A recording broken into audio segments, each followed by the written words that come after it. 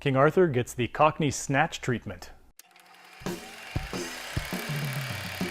Hello everyone and welcome to Movie Reviews by Josh. My name is Josh Terry. Today I'm going to be telling you about King Arthur, Legend of the Sword, the new movie from Guy Ritchie that takes a familiar topic, something we're all at least partially familiar with, the legend of King Arthur and Excalibur and the Knights of the Round Table, and putting a little bit of a modern, actually a lot of a modern twist on it. That's really the thing that I think people are going to come away from this movie thinking is, wow, I didn't really think of King Arthur that way.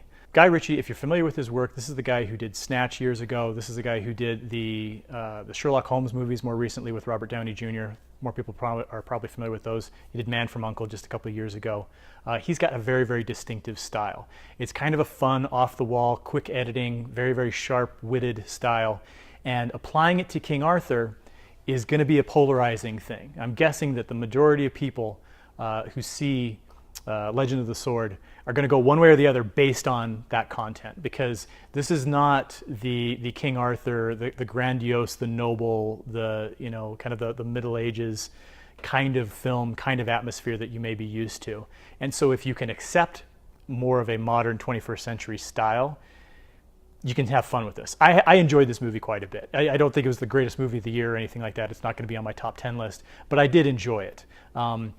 Usually I don't do this, but after I turned in my print review, I went over to Rotten Tomatoes and discovered that I am apparently in the minority on this film. I actually did enjoy it. Not a whole lot of other critics did, but I do think it's a lot of fun. It's basically the origin story of King Arthur and how, as a child, his father has his kingdom overthrown by his brother, who's played by Jude, and so a young Arthur winds up in a brothel, and he grows up in the slums and in the back alleys, and then he emerges as an adult and is able to pull the sword from the stone. And if you're familiar with the legend at all, I mean, it's pretty obvious where things are going. There's really not a whole lot of suspense or tension or real question about what's happening.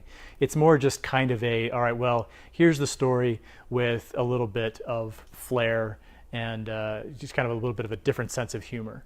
And so if you like that, I think you'd actually really enjoy this movie. Charlie Hunnam plays King Arthur. This is also a movie I think that people should note is more in the fantasy realm.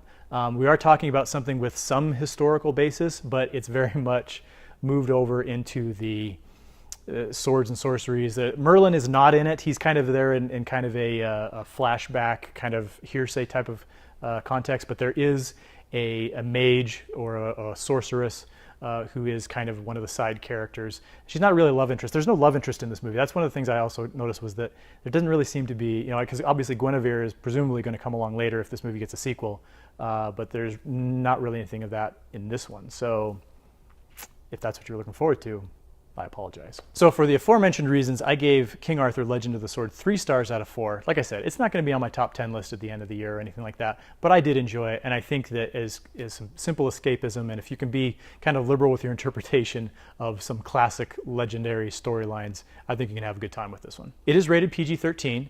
There is some violence and actually more profanity than you might expect from a movie set in the Middle Ages.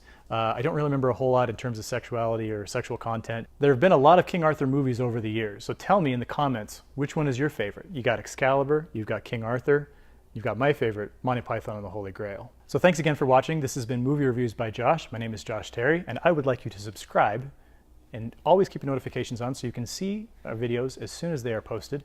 And thanks as always to our friends at Rockigator, who not only make fine waterproof backpacks, but also can cook some great ribs. If you'd like some, click on their link, send them a message. Tell them I sent you.